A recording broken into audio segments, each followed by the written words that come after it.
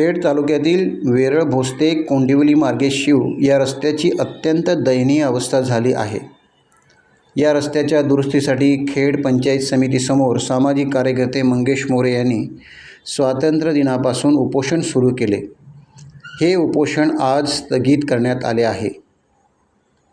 शिवसेना नेते रामदासभाई कदम आणि गृहराज्यमंत्री योगेश कदम यांनी रस्त्याच्या तातडीच्या डागडुजीसह जिल्हा परिषदेकडे असलेला हा रस्ता सार्वजनिक बांधकाम विभागाकडे वर्ग करून त्याचे डांबरीकरण करण्याचे आश्वासन दिले। त्यानंतर आंदोलकांनी उपोषण मागे घेतले। या रस्त्यामुळे वेरळ भोसते अलसुरे निलिक आणि कोंडिवली शिव परिसरातील नागरिकांना मोठ्या त्रासाला सामोरे जावे लागत आहे। रस्त्यावर ठिकठिकाणी खड्डे पडल्याने वाहतुकीचा प्रश्न गंभीर झाला आहे। त्यामुळे ग्रामस्थांनी आपल्या मागण्यांसाठी उपोषणाचे हत्यार उपसले होते। दरम्यान प्रशासनाकडून रस्त्याच्या डागडुजीबरोबरच कायमस्वरूपी उपाय म्हणून रस्ता सार्वजनिक बांधकाम विभागाकडे वर्ग करून डांबरीकरण करण्याचे आश्वासन देण्यात आले।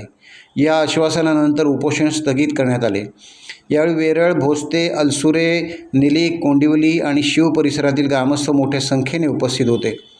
शिवसेनेचे तालुका प्रमुख सचिन धाडवे तसेच माजी जिल्हा परिषद सदस्य राजेंद्र आंबरे यांनी फळांचा रस देऊन उपोषण सोडवले।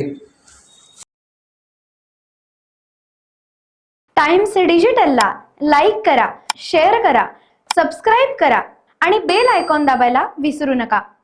Times digital.